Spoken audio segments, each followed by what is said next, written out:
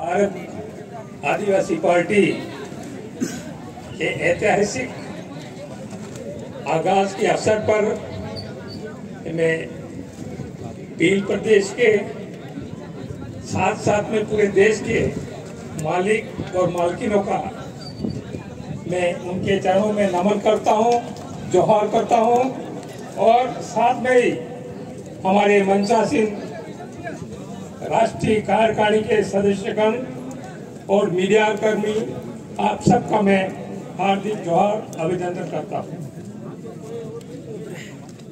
भाइयों, ये एक समय है जो 75 साल तक कांग्रेस बीजेपी ने राज किया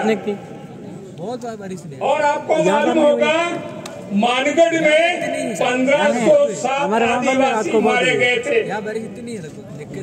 ये हमारे पूर्वजों का अभी तक भी सपना था। उस सपने को बाद में आएगी भारत आदिवासी पार्टी साकार करेगी। हम ये कहना चाहते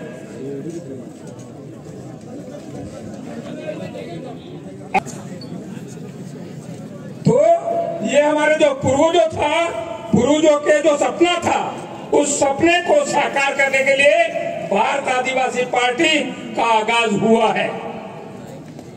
आप देख रहे हैं पूरे देश के अंदर जो नरेंद्र मोदी है वो स्पष्ट बहुमत की सरकार बनी थी, स्पष्ट बहुमत था। हमें स्पष्ट बहुमत सरकार की वजह से पूरे देश के अंदर कहीं आदिवासियों को अत्याचार हो रहे हैं, कहीं मुस्लिमों पे अत्याचार हो रहे हैं धर्म के नाम से, और कहीं देश के एसटी एससी में छुआछूत के नाम से हो रहे हैं। ये जो अत्याचार हो रहे हैं वो लगातार हो रहे हैं। आपने देखा होगा मणिपुर के अंदर जहां बीजेपी की सरकार है, राज्यपाल आदिवासी है, देश की जो सरकार है वो बीजेपी की है और देश का राष्ट्रपति है वो आदिवासी है। जब आदिवासी होते हुए, राज्यपाल आदिवासी होते हुए, बीजेपी की सरकार होते हुए भी आदिवासियों के साथ में, औरतों के साथ में बलात्कार किया, उनको नंगी करके जुलूस निकाला, कितनी शर्मनाक बात है। ये हम पूरे देश के आदिवासियों की नहीं, पूरे देश के लोगों के लिए शर्मनाक बात है। ऐसी सरकार एक घंटे नहीं रहनी चाहिए निश्चित रूप से। लेकिन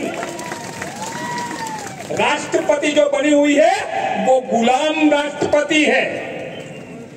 ऐसे गुलाम राष्ट्रपति को शर्म आना चाहिए।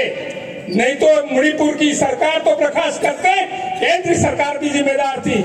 लेकिन भाइयों और बहनों, आपने देखा होगा कि डूंगरपुर जिले में आपका आशीर्वाद रहा और 2 एमएलए बनाया आपने, और साथ में ही 13 जिला परिषद सदस्य बनाया, 13 जिला परिषद बनाया जो आदिवासी सिलेक्शन प्रणाली था उसके तहत, और कांग्रेस के 6 जिला परिषद सदस्य थे, बीजेपी के 8 थे।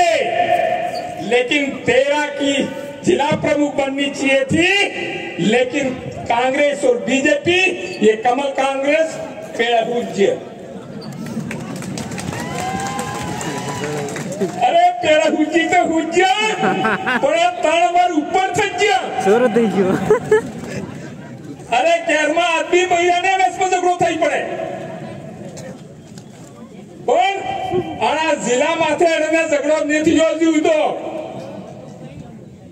आ सात गांठ है। એટલે હું કેવું ચાહું कि पावर हमारा जिला परिषद आप सबका था कि 13 जिला परिषद से बना दिए ने अड़ने पड़े हुआड़ी। अब आपका फर्ज बनता है राजस्थान में भी बीजेपी और कांग्रेस, गहलोत और वसुंधरा को पेड़ हुआड़ी दो। ये आप करके दिखा सकते हो, आप करके दिखा सकते हो। आपके पास पावर है, आपके पास ताकत है। वो भी ताकत में 17 एमएलए तो बना दिए, तो राजस्थान में जो सुन रहे हैं, ये जो भारत आदिवासी पार्टी है उसको ज्वाइन करने तैयारी कर रहे हैं।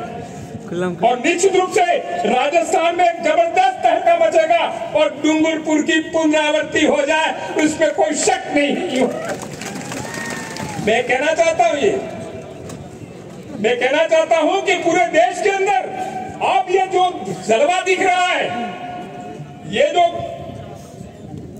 भारत आदिवासी पार्टी के आगाज के अवसर पर, उसमें हमारा एसटी, एससी, ओबीसी, माइनॉरिटी, इन सबको एक मंच पे आना होगा।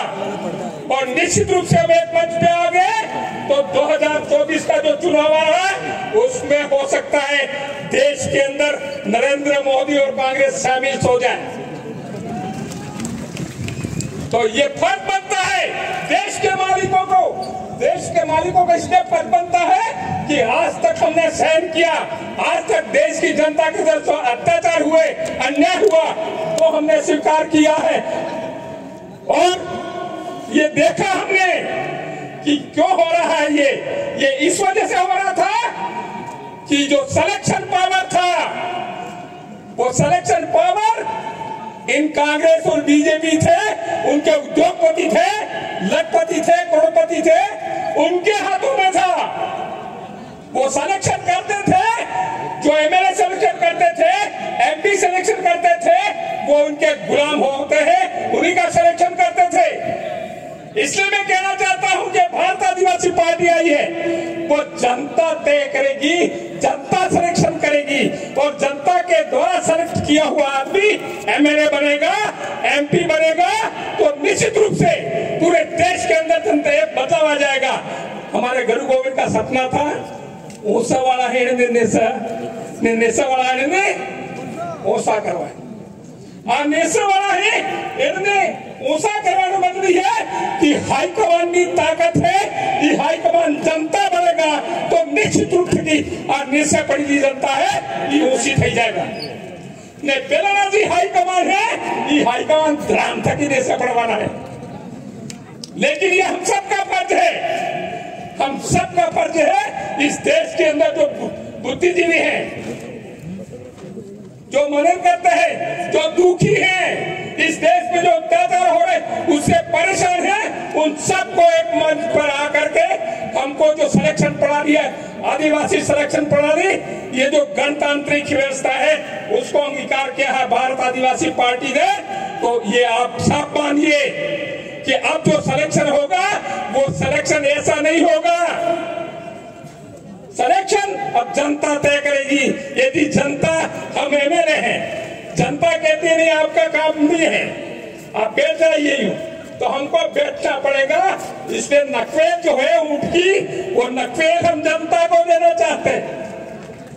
जब जनता के पास में ऊंट की नकवेल होगी तो हमारा हाईकमान है वो भी धाराशाही हो जाएगा। ऐसा गलत करने की सोचेगा तो निश्चित रूप से उसको एक बार भी 100 बार सोचना पड़ेगा। इसलिए मैं अंत में यही कहना चाहता हूं, शायद ये समय की चिट्ठी होगी, तो मैं अंत में यही कहना चाहता हूं साथियों, ये देश के आप सबके ऊपर बहुत बड़ी जिम्मेदारी आ गई है। उस बहुत बड़ी जिम्मेदारी को हमको मिल करके, हम जानते हैं हमारे पास पैसा नहीं है, सब कुछ नहीं है, लेकिन हमारे पास में संख्या बल है, और संख्या बल है तो हम यदि थोड़ा थोड़ा उठा लेंगे तो भार उठा सकते हैं।